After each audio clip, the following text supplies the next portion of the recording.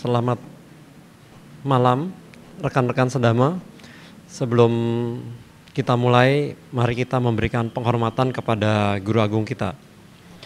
Namo tassa bhagavato arahato sama sambuddhassa. Namo tassa bhagavato arahato sama sambuddhassa. Namo tassa bhagavato arahato sama sambuddhassa. Ya, minggu lalu kita sudah melalui sebuah tahapan yang sangat penting dalam kehidupan berbangsa dan bernegara, yaitu kita bersama-sama semuanya memilih, setiap orang memilih siapa yang akan memimpin kita di negara ini selama 5 tahun ke depan. Ya, jadi mungkin 3 bulan sebelumnya kita sudah mulai ancer-ancer nih ya, cari informasi siapa yang mau kita coblos untuk menjadi pemimpin kita. Semakin kita mencari informasi, bukannya semakin tercerahkan, tapi kita semakin bingung. Kalau dulu mungkin hanya ada 2 kutub, ada 2 kutub, di mana orang-orang dengan jelas berkubu ya. Satu menjelek-jelekan, satu memuji-muji. Jadi jelas sekali kutubnya hanya 2. Tapi kalau sekarang kutubnya tidak jelas, ya berapapun kita tidak tahu. Jadi ada orang-orang yang kelihatannya menjelek-jelekan, tapi dibarengi pada saat itu ada yang memuji-muji. Jadi orang begitu menjelek-jelekan dipaksa untuk berpikir, oh ternyata menjelek-jelekan satu sisi langsung memuji gitu ya. Jadi orang diarahkan untuk mendengar pujiannya sebenarnya. Jadi kita sangat bingung ya. Bahkan saya sendiri pun ketika di bilik ini masih bertanya-tanya, ini benar apa enggak gitu ya. Benar apa enggak nih, jangan-jangan salah nih pilihan saya. Tapi ya sudah, apapun yang kita pilih di bilik sekarang sudah tidak lagi menjadi penting, karena sudah terpilih ya, sudah terhitung, terpilih, dan yang kita harapkan adalah bagaimana nanti sang pemimpin yang terpilih ini, kalau orang muslim bilangnya amanah. Kalau di Buddhis apa ya? Apa amanah? Paling tidak ada beberapa hal di dalam agama Buddha sendiri kan ada yang namanya Dasaraja Dhamma ya. 10 moralitas yang idealnya dimiliki oleh seorang pemimpin. Ya syukur-syukur ada 2 atau 3 itu bisa dimiliki ya. Nah sebagai pengingat aja, yang disebut dengan Dasaraja Dhamma itu ada yang pertama memiliki kemurahan hati, kemudian punya moralitas, rela berkorban, punya ketulusan hati, ramah, punya kesederhanaan, bebas dari kebencian, anti kekejaman dan kekerasan, kesabaran, dan tidak bertentangan dengan kebenaran. Kira-kira dari sekian calon-calon itu berapa banyak yang mereka miliki kita tidak tahu ya. Semoga saja ada yang nyangkut-nyangkut beberapa ya. Tapi bukan itu yang mau saya bicarakan. Bukan 10 dasar raja dhamma, 10 moralitas pemimpin. Tetapi ada hal-hal yang kita harus pilih dalam kehidupan kita. Memilih pemimpin negara bagi saya penting, bagi kita juga penting, tapi memilih pemimpin kehidupan kita itu jauh lebih penting.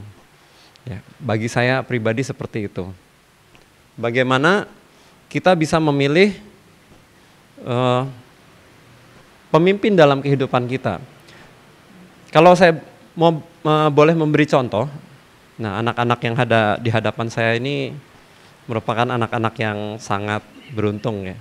Mereka dari kecil sudah mendengarkan pesan-pesan kebenaran ya. Transkrip kuno, ancient transcript gitu ya istilahnya. Sudah mempelajari kebenaran-kebenaran yang disampaikan di masa yang sangat lama sekali, sangat beruntung sekali. Nah, Pio, Vera, PR-nya sudah bisa dijawab belum? Udah, Pio sudah bisa. Pertanyaannya apa?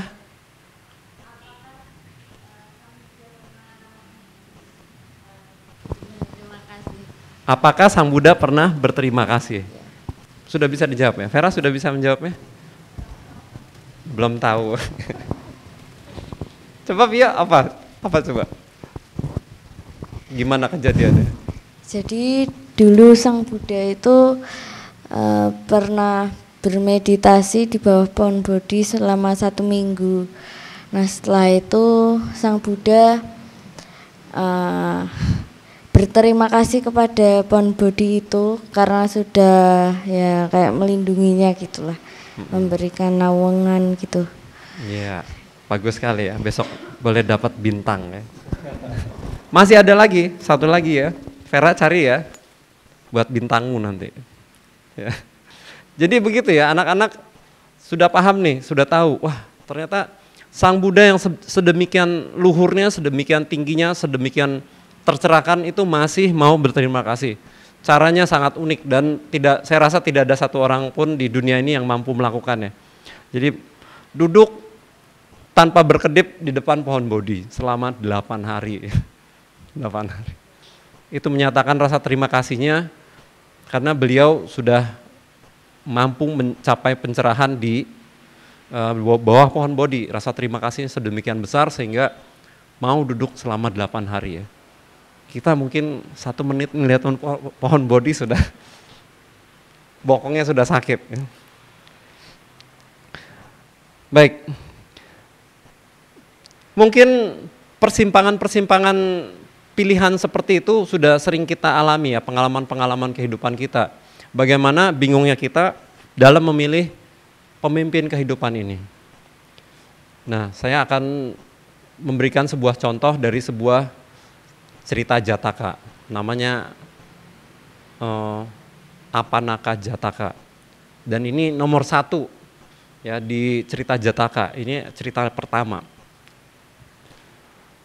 Kisahnya adalah Anathapindika. Ya, Anathapindika adalah seorang dermawan yang sangat luar biasa kaya. Kekayaannya itu luar biasa ya, mungkin milioner, triliuner, sampai mau beli tanah itu tanahnya ditutupi oleh koin emas yang dia miliki dan tanahnya itu tidak sedikit, ya, luas sekali tanahnya. Tapi seluruh tanah itu dijual oleh Pangeran Jeta. Sebenarnya cuma tantangan sekilas karena Pangeran Jeta itu sebenarnya tidak mau menjual tanahnya. Tanahnya nggak mau dijual. Tapi ya udah kalau kamu mau beli tanah, tutupi semuanya pakai koin emas. Anathapindika saking kayanya, oke, dia bilang oke gitu kan. Akhirnya dia meminta seluruh karyawannya untuk membawa koin emas bergerobak-gerobak, tutupin semuanya pakai koin emas. Nah, Pangeran Jeta suatu ketika dilaporkan, Pangeran, itu tanahmu ditutupin koin emas. Loh, sama siapa? Itu Anathapindika katanya. Jadi Pangeran Jeta langsung ke tempat menemui Anathapindika. Kamu gila ya? Buat apa ini? Tanah ini kamu tutupi dengan emas. Apakah sedemikian berharga? Anathapindika dengan jelas dia bilang, ya sangat berharga. Karena dari tempat ini saya akan bangun wihara di mana banyak makhluk bukan cuma manusia akan mendapatkan kebijaksanaan dari Sang Buddha, orang yang sudah tercerahkan. Dan memang ternyata terbukti ya, selama 16 tahun wihara itu digunakan sebagai tempat tinggal Sang Buddha dan banyak sekali khotbah-khotbah Sang Buddha yang muncul dari wihara tersebut. Ya. Kalau kita dengar salah satunya Manggala Sutta, Ewame Sutang, di situ ada Anathapindika Arama ya. Anathapindika ini juga punya teman-teman yang diajak sama beliau untuk menghadap Sang Buddha. Sebagian besar sudah menjadi umatnya, umat Sang Buddha, umat awam, dan menyatakan tisarana ya, menyatakan perlindungan kepada Sang Tiratana. tapi masih umat awam. Dan sering sekali mengunjungi Sang Buddha. Tetapi ada beberapa yang istilahnya masih ragu-ragu. Dan masih datang, sebenarnya tidak apa-apa ya, datang kepada brahmana-brahmana lain untuk mendengarkan ajaran-ajaran mereka. Nah kemudian ada yang mau pindah agama ceritanya ya. Tapi sebenarnya nggak apa-apa. Tapi anak Tapindika ini membawa dulu ke hadapan Sang Buddha. Diberitahu Bante, ini teman-teman saya kira-kira seperti itu ya. Teman-teman saya ini mau pindah agama. Oh, Sang Buddha cuma tersenyum saja. Ya. Nah, disampaikanlah cukup panjang ya. Saya juga tidak begitu ingat. Tapi intinya begini.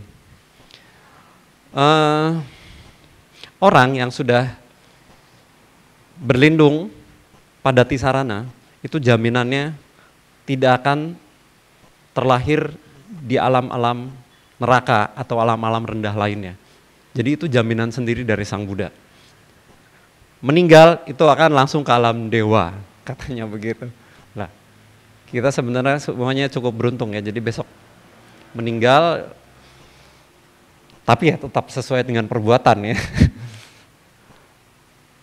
Akan terlahir di alam dewa, begitu demikian yang disampaikan oleh Sang Buddha. Kamu jangan salah memilih pemimpin, apalagi pemimpin dalam hal kehidupan seperti ini.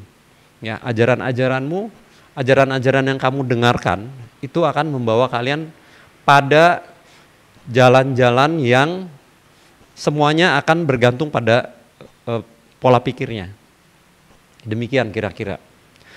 Diceritakanlah sebuah cerita yang sudah terjadi berkalpa-kalpa yang lalu yang dialami oleh Sang Buddha sendiri sebagai seorang bodhisattva. Intinya beliau mengatakan kamu jangan salah memilih pemimpin. Contohnya seperti ini. Jadi dikisahkan dulu sewaktu Sang bodhisattva terlahir sebagai seorang saudagar, anak seorang saudagar. Ya.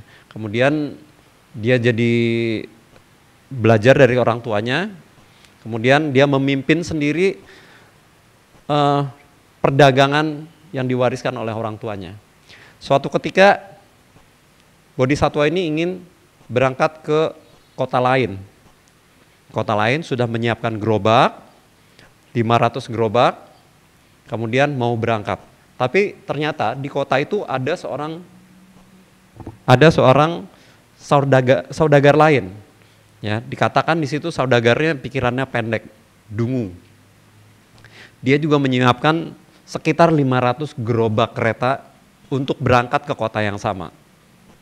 Nah, karena si saudagar muda yang bodhisattva ini sangat bijak, dia bilang, ini kalau kita berangkat bersama-sama, ini jadi 1000 kereta.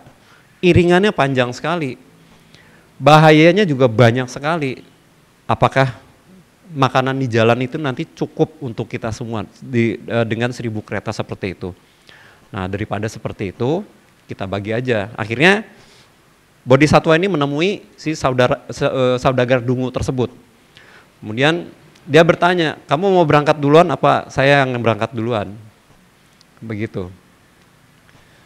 Dengan pertimbangan, karena yang diberi pilihan adalah si saudagar dungu tersebut, dia berpikir, saya mendingan berangkat pertama ya, karena kalau berangkat pertama rumputnya masih segar, jalan-jalannya masih asli gitu ya, kemudian buruan di hutan juga masih banyak, air juga mungkin bisa kita dapatkan lebih awal sehingga kalau kita mau ambil bisa saja dan mungkin berikutnya tidak akan cukup.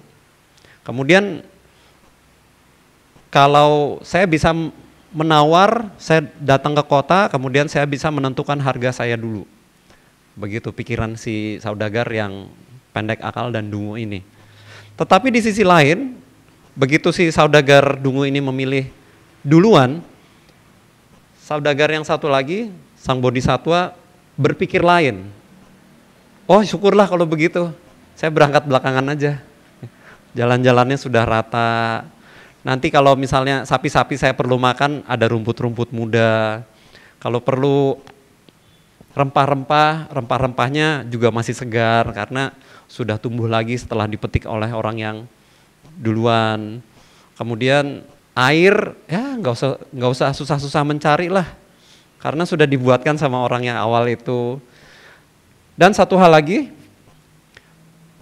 Bodhisattva ini berpikir, saya ini orang nggak suka tawar-menawar ya. Daripada itu sangat melelahkan katanya. Jadi kalau misalnya ada yang malas tawar-menawar, kemungkinan Bodhisattva nih ya di sini. Tawar-menawar melelahkan sekali. Jadi saya sudah tinggal pakai aja tuh punya orang itu ya. Apa namanya standar harga yang sudah ditentukan orang pertama itu. Ya sudah, saya berangkat belakangan aja. Begitu. Nah, perjalanan ini melalui 5 hutan. Hutan perampok, hutan binatang buas, hutan tandus, hutan siluman, dan hutan kelaparan. Masing-masing punya tantangannya sendiri. Mungkin kalau hutan perampok dan binatang buas dengan membawa orang-orang yang kuat, dengan senjata yang kuat juga, mereka sudah tidak berani gitu ya. Binatang buas asal membuat benteng, setiap kali kereta gerobak ini dibuat benteng, mungkin sudah tidak jadi masalah besar. Tetapi hutan tandus ini yang jadi masalah. Di depannya adalah hutan siluman. Saudagar pertama berangkat melalui 2 hutan dengan baik karena sudah belajar ya teknik-tekniknya dan lain sebagainya. Mulai memasuki hutan tandus.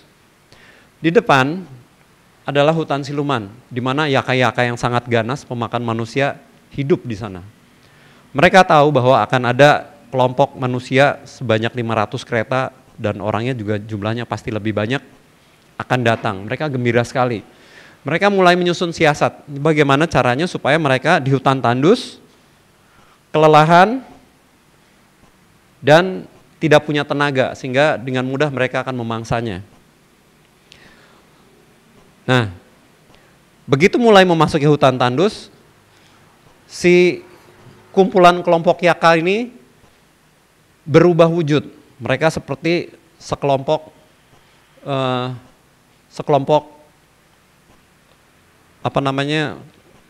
orang-orang dari kerajaan, membawa busur panah dan lain sebagainya, membawa kereta, membawa gerobak.